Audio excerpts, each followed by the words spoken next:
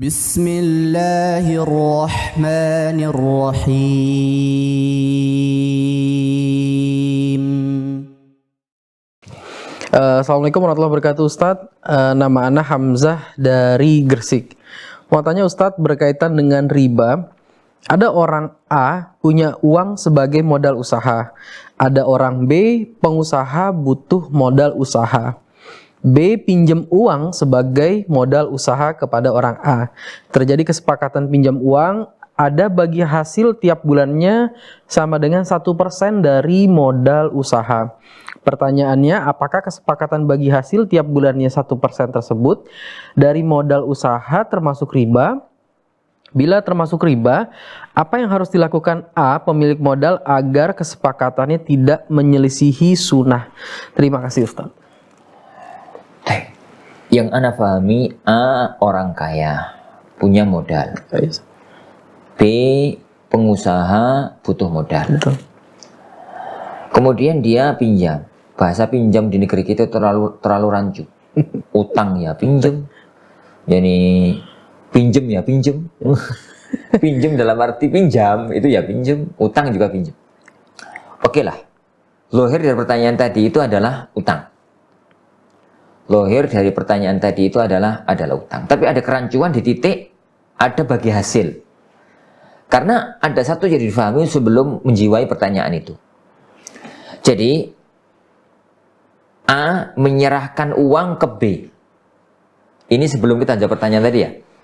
Ada dua transaksi yang mirip sekali. A menyerahkan uang ke B.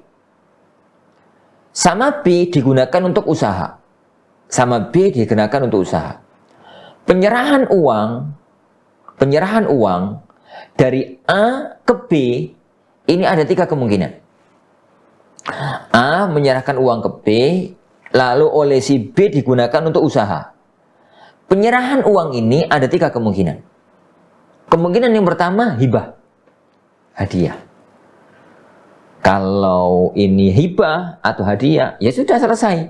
Karena itu hibah, pemberian diberi, wes mas, iki aku punya duit, tak kasih, terserah pakai usaha untuk kasih, muka barokah, ya sudah selesai. Kalau akadnya itu akadnya hibah, berarti ini pindah ke pemilikan, Karena pindah ke pemilikan, maka sudah tidak ada lagi kaitan antara A dengan B. Tidak ada lagi ikatan antara A dengan B kecuali ikatan ikatan psikologis. Pernah dibantu gitu. Yang kedua, pemberian itu pindah uang dari A ke B itu utang. Qardain, utang. Kalau utang, konsekuensinya adalah uangnya A sekarang dipakai oleh si B. Transaksi utang itu transaksi sosial. Maka kewajiban si B mengembalikan apa adanya uang itu kepada si A. Nggak peduli uang itu mau dipakai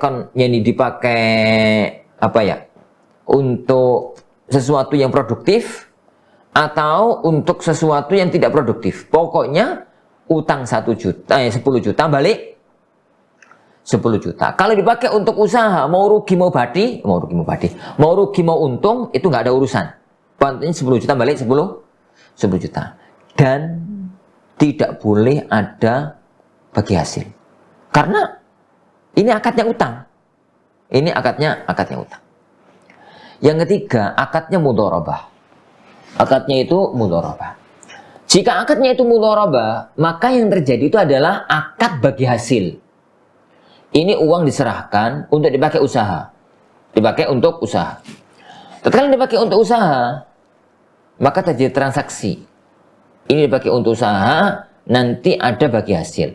Kalau ada bagi hasil, itu namanya bukan utang, tapi namanya mudharabah. Bagi hasilnya dari keuntungan. Persentase dari keuntungan, bukan dari uang pokok. Namanya dari keuntungan, kadang banyak, kadang sedikit, kadang rugi. Ini untung banyak, yuk hasil, dirasakan bareng. Ini untung dikit, dirasakan bareng. Ini rugi, ya rugi bareng. Ini karena ini adalah unsur kerjasama. Jangan dicampur aduk. Jangan dicampur aduk. Akadnya utang, minta bagi hasil. Jadi minta bagi hasil. Atau kadang-kadang malah parah. Nih untung, aku dapat bagi hasil. Mudharabah nih untung, tapi ini rugi aku nggak mau. Loh, hidup itu ada konsekuensi. Nggak usah menang sendiri. Jangan menang sendiri. Akadnya dipertegas. Ini mudharabah atau utang atau hibah. Nah, dalam kasus tadi yang nampak bagi ana, itu utang. Itu adalah utang. Tapi minta bagi hasil, itu bukan bagi hasil. Yang terjadi itu bunga. Jadi saya memberikan uang, A memberikan uang 10 juta. Setiap bulannya 1% misalkan. Berarti berapa? 100.000. 100.000. Ya, berarti 100.000.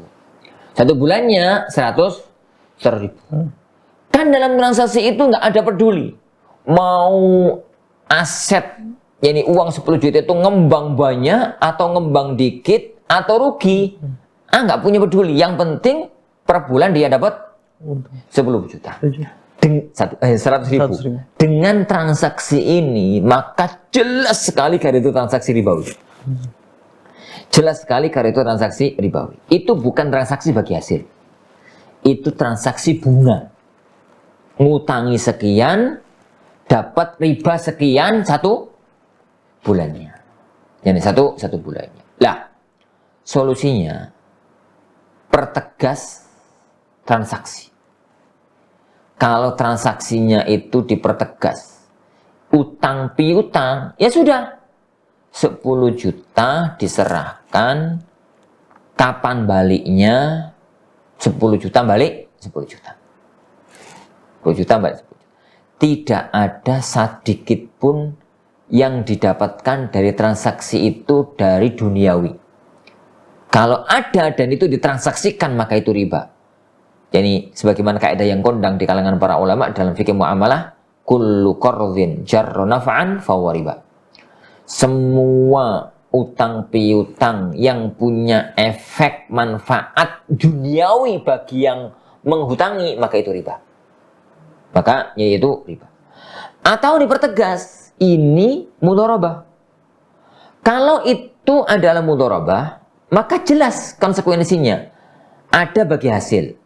Tapi bagi hasil itu dari keuntungan, dari laba, bukan dari uang pokok, dari keuntungan, dari keuntungan, bukan dari yani uang pokok. Nah, nanti keuntungannya tergantung mau 30% monggo, mau 40% monggo, mau 50% monggo, terserah kesepakatan. Tapi yang jelas kalau keuntungannya banyak, masing-masing dapat banyak. Kalau keuntungannya dikit, masing-masing dapat dikit. Maksudnya masing-masing itu adalah pemodal sama pengelola. Kalau rugi, ya masing-masing rugi. Pemodal rugi modal, pengelola rugi mengelola, tapi nggak mendapatkan bagian apa-apa. Wallahu a'lam. Jadi itu aja solusinya. Solusinya itu dipertegas. Ini mau ditransaksikan utang piutang kah?